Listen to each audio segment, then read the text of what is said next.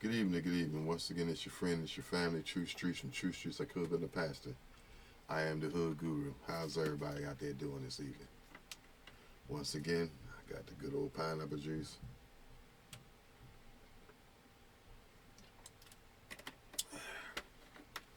Thank y'all for tuning in this evening. And tonight, I'm going to let y'all know a little bit more about my plans for this year and next year. So, as I was saying in my podcast yesterday, I talked to my sister Lisa, and she basically was like, yo, her show is this cook, chef, or whatever, and asked me did I know him. And I'm like, when she told me the name, I was like, no, but the name is Art Pernell, I believe. Sorry if I'm messing up the name, whatever.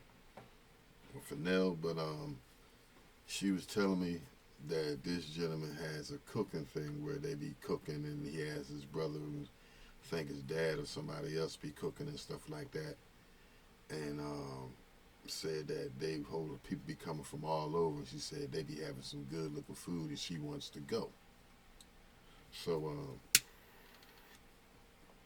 she asked me, she said, because she's not that computer savvy, so she was asking me, will I take and do some footwork for her and find out where it's going to be for this year and how much is or whatever, as far as tickets, or can she just pay for the area, whatever, and go. And so I was like, okay, let me find out for you. So when I got finished doing my episodes last night, I took and went on it and found the name or whatever, and I looked at the episode. And like I said, I believe it's Art Fennell Country Style. So I get on there, see the gentleman, and basically he has events, whereas though it's a country, a whole bunch of people just cooking barbecue, cooking food, stuff like that right there. Different setups, like a cooking competition. Well, it is cooking competition, and then I didn't on that particular episode I was watching. It was the one from March 7th of this year. So it didn't show too much cooking. It showed more or less him talking. But basically, it's a setup where it's like 30 something or whatever different people, done put in it for the tickets, got the tickets where they come set up, they all cook, and then they're judged, but at the end, like grill master, whatever.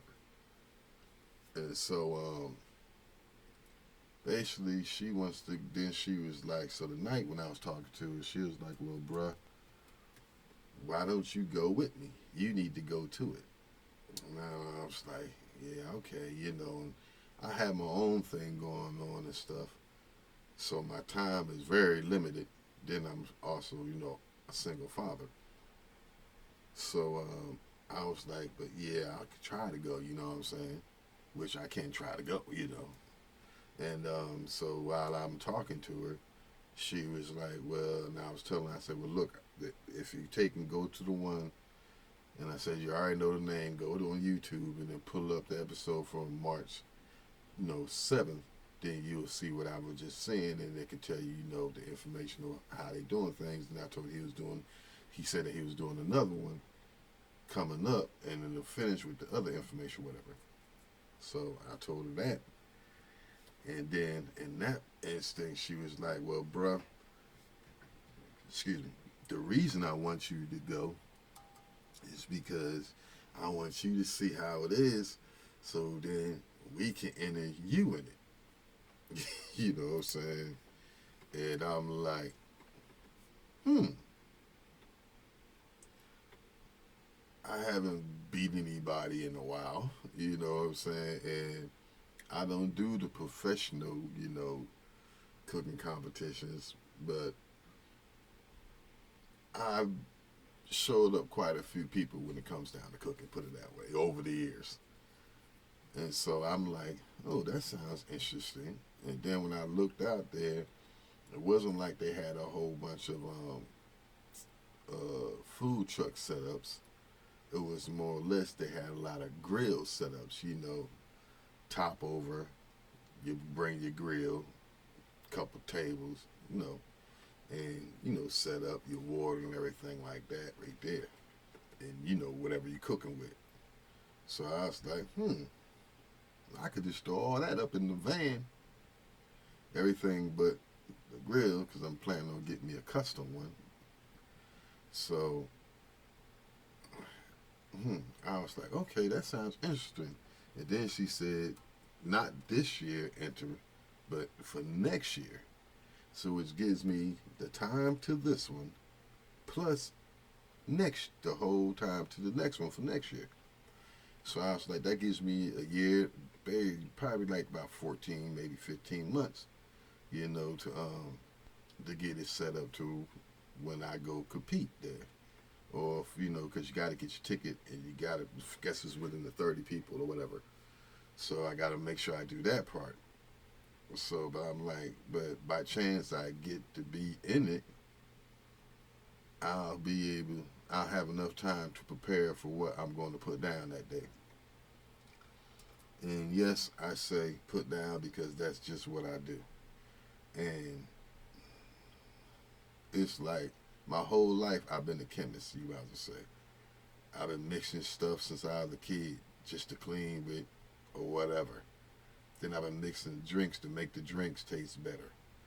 I make mixed drinks and I don't drink. I make wine. I know how to make liquor. Nobody taught me these things. I've just looked at somebody and that was it. Once I see it, I can duplicate it. I've had that type of mind as far as cooking, and mixing things. And I used to make my own body sense. I used to make, what I'm saying, I'm just used to mixing stuff, so I make my own barbecue sauce. And I really don't like to say sauce, I like to say dressing because you dressing the meat. I'm not drowning it in sauce. You know what I'm saying? So I make my own barbecue dressing and I make my own barbecue rubs. You know what I'm saying? So when I put clothes on the food, it's right. You feel me? So, how they say, when I put it on, it's stepping out tonight. So, yeah, so those are the plans that she was telling me about. And I was like, that makes perfectly good sense. So that's what the plans are now. So that's the plans of what we're going to do while I'm in the process of doing the food truck. So, once again, it's your friend, your family, True Streets from True Streets. I could have been a pastor. I am the hood guru. Keep smiling. And I'm smiling right now because it's another opportunity. You know what I'm saying? It's another opportunity to do what I do and be me. And on top of it, whether I win the competition or not, I gain recognition. And sometimes the recognition is more than the win. The recognition is the win. So because no matter what I place, whoever tastes my food gonna love it. Simple. They just might love somebody else's a little bit more. Which every time I ever had to cook with somebody, for somebody, or around somebody, my food was always, how you say, it was always the star of the meal. And I'm saying, like, yeah, I'm the one who brings the potato salad. And everybody eats it. Nobody else wants their potato salad. You know what I'm saying? That's how it goes when I cook. If I bring ribs, or put it this way, I don't usually bring nothing because everything is usually at my establishment. Meaning, nobody never has anything. They always say, "Well, when you having something again? When you doing this again? When we gonna do that? Remember when we did this?" And so I got tired of it because I was like, nobody was never inviting me to nothing, but they were never having nothing. They always was waiting for me, so I stopped trying to have stuff. Because I'm like, I spend bread left and right, and everybody get full and leave. All right, for instance, if I go to, say like, it's a family gathering, right? and I come, and it's supposed to be bringing some food or something like that right there. So I bring my dish. My dish, everybody usually be expecting what am I going to bring this time? Or when I get to the establishment, if they're not cooking already, some kind of way I wind up having to be cooking, especially if it's grill work. And I'm like, how come I'm always the one on the grill, no matter where I'm at, or if they want like macaroni and cheese, or if they want like banana pudding, or if they want like cakes or pies, even, or even pizzas. I have to be the one in the kitchen, and then I'm like, well, they want yeast rolls or whatever. It's like Uncle Will or Babe or Cuz or my friend, and I mean, I've made seasonings that, like I said, I've never owned my own shop, stuff like that right there, but I started my business once before with somebody else, but it was basically a cookout stand like they're doing at this the competition. And so basically, but I had a little bit more because I had like fries, and I had coleslaw, and plus I had like fish. I was cooking burgers. I was cooking chili dogs and stuff like that right there. So I had a couple of things on the menu. Then I was cooking cheese balls too. So when I was doing all that, I had a little establishment. It didn't go.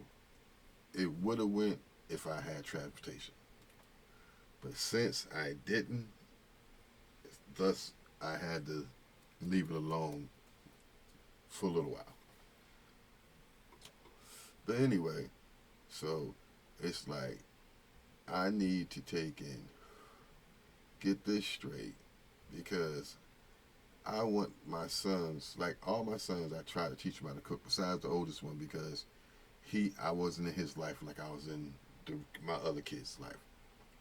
So I try to teach them all how to cook. So if it goes down, they all want to cook anyway. So I already know what they're going to be doing. So then if something happens to me, because I'm not like no young kid, they'll have something. At least they can say, well, Dad left us this. Let's do this with it. You know what I'm saying? So that's how that goes. But yeah. So,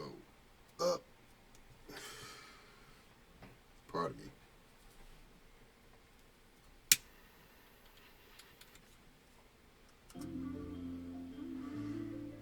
It's time to relax and get your patience.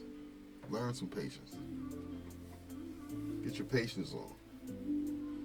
So yeah, so this idea and stuff that we're putting together, and these plans that we're putting together, I think will work. And as far as my cooking skills, they speak for themselves. You know what I'm saying? Because a lot of times when I cook, I don't even know what I'm gonna cook until I get to it. But in an instance like that, I think I would take,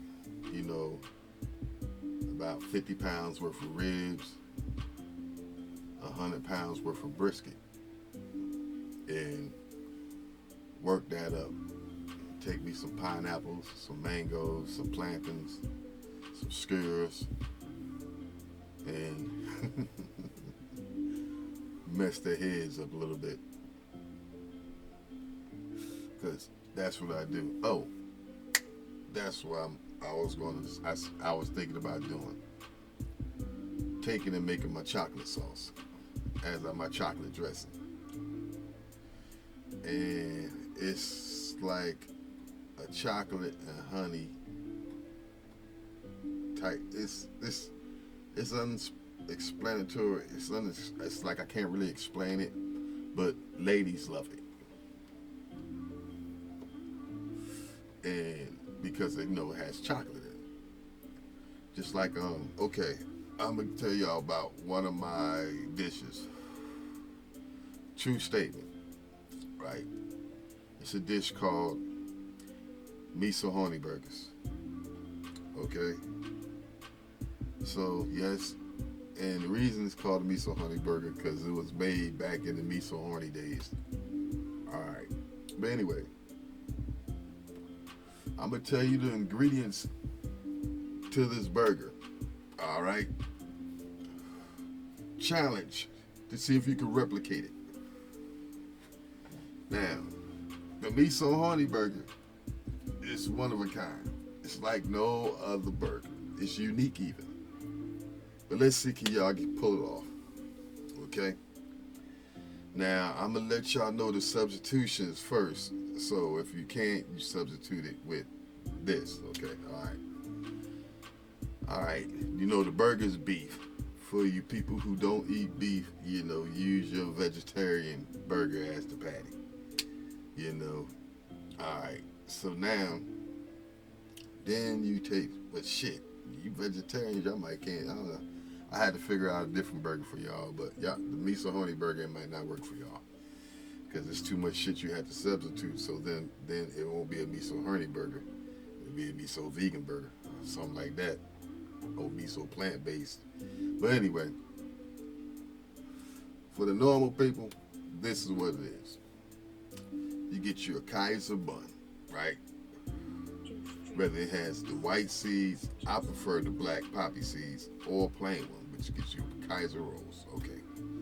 Now, when you make the miso honey burger, I usually make them in batches of 8. The reason why, because you say, all right, if you call your homie and your homegirl over, because once you tell your old lady about the burger, she's going to tell her friend, which makes her friend's man. So hopefully y'all friends and all 4 of y'all have like y'all have a little barbecue or a little sitting at the crib. You're going to play some cards. You know what I'm saying? You're going to do some pity patter. You're going to play some whatever.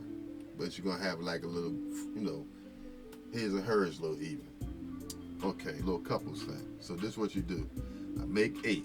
That's 2 for everybody. The reason I say it's 2 for everybody because the guys may not eat their second one, but the females usually do. And then they're going to want you to take that second one with them to the crib. All right? So anyway, the miso honey burger. So you get your Kaiser butter, right? Now, me, I'd take and put great poupon or a brown mustard, not a horseradish. Brown mustard, not the spicy horseradish. It's good. So you take the brown mustard, Stone Mill, whatever, and then you get you some Miracle Whip or salad dressing, style of sandwich dressing, should I say. All right, so then you put, one on one, one on the other, one on top, one on the bottom. You toast the buns lightly. You don't want them charcoal because you don't want a bitter taste in them. Now, as far as the patty, you want 100% Angus, the quarter-pound size burger. They tend to shrink, and then, like I said, you want them to shrink a little bit. That way they'll fit the burger just inside the burger, not overlapping the burger. So now, so you cook the burger, prefer it the way they prefer to like. Some people don't like their burger cooked all the way through. Some people like a medium, some people like a whatever. So anyway, you cook the burgers, right? Then you get you some provolone cheese, and you get you some extra sharp white or yellow cheese. All right? So now, you cook your burger off in one pan. In another pan, you take ham sliced, smoked ham, smoked turkey sliced, right? Okay. You take that and you slice it up together. You cook that, saute that off in the pan. All right? While that's sauteing off in the pan, you take and put a little bit of oyster sauce on it. I use the pink sea salt mainly, or black sea salt, but Malaysian, you put some sea salt in it to taste, some crushed pepper, cracked pepper, or, black pepper to taste. All right, then a little bit of garlic. I love my garlic. I like the powder, but not the powder, more like the granulated. Then, garlic to taste. All right, now the burger, you put the same seasons on it. Everything but the oyster sauce. Oyster sauce is for that only. Then you take and get you some of the green and red peppers, and once that done cooked down and reduced just a little bit, you take a little bit of Henny, about a shot, and you take and dump it within the ham and stuff. Get it up, it turns into a nice little caramelization, like a little gravy sauce. Alright, now once you get that there, you take the onion and you put it in it too. Julienne some onions, or you can take and put some onions, slice real thin onion rings. Try that way they break down real quick, good in it, but you don't want them burnt through. You want them sweet, so they naturally caramelize down.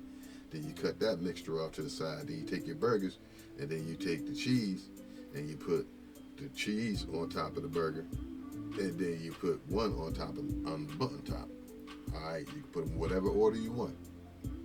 So now, once you take this little mixture with the ham and the oyster sauce and the turkey with the Hennessy in it, and you take that, you put that on there.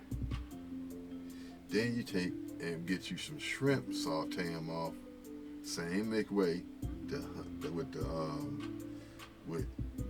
about to say it wrong, but with the Hennessy and the oyster sauce. And you cook that down till once this, till the shrimps get cooked, then you put the shrimps on there, right? Now you got the burger, the cheese, the shrimps, then the cheese. Then, if you want some lettuce and tomatoes, slice them up, dice them up, however you prefer it. Lay them on the top, close it up. And when you close it up, you take it and you wrap it in a piece of aluminum foil, and you just sit it on the oven rack inside the rack for about 2 minutes, and take it all out, bring it to the table. Get you a slice, which I always call the kosher pickle. You know what I'm saying? I don't like the warm pickles that you get off the shelf, the dill pickles. I don't like those. It's gotta be a kosher pickle. It's gotta be one of them light green ones that almost still looks like it's still in the cucumber stage. And then you put that on the side. You don't need no fries. You don't need nothing but whatever beverage you drinking, preferably some Hennessy or something. And trust me, you may say it's a good burger, but ladies, on the other hand, say it's a great burger. Why I say that? Because the burger's an aphrodisiac. Did you hear the ingredients? All the things the lady loves. It's got some Hennessy in it. It's got shrimps in it. It's got the oyster sauce in it. Then it's got some ham. You know ladies like a little ham. So it's got a 100% beef, the manly Angus, so it brings out all different flavors as it hits your tongue. Every part of your tongue you taste a different flavor till it goes down your throat. That's how ladies describe the sandwich. And the reason it's called a Miso horny burger is because the first time I ever made these burgers, let's see, my oldest son mama got pregnant. Then the second time I made the burgers, my ex-wife got pregnant, and our homegirl got pregnant, and another one of our homegirls got pregnant. So it was 3 girls out of 4 girls, or 3 out of 5, something like that, got pregnant. So yes, it's a good burger. So once again, if you gotta take and rewind it, get that way you get that recipe down. And then when you do, if you got Facebook, hit me up on Facebook and post me your pictures of your version of the Miso Honey Burger. And so once again, friends and family, this is your homeboy, True Streets. I am the hood guru. I could have been a pastor. These is my thoughts. This is my life. This is what I do. I hope my stories help somebody. You know what I'm saying? Be a better them as I'm trying to be a better me. You know, you need to become the best version of you that you can be. Like I said, everybody on this earth needs to leave their mark to be remembered by. Don't be remembered by somebody who went to jail or who beat women or who stole or she was no good. Don't be that person that there's no good stories to talk about them. Be the one that the good memories was made with. Start to understand life. It's yours to give. Receive. Let this be another blessed day. And once again, like I always tell everybody, keep smiling. Don't ever let nobody take your smile. Don't let them ever take what they didn't deserve, what they ain't give you. Because remember, once they take your smile, they got you. If you're going to be a slave, don't be a slave of your mind. Because no matter where you are, you're free. And for the ones who know me, and for the ones who don't, when I look my head to the right, you already know what time it is.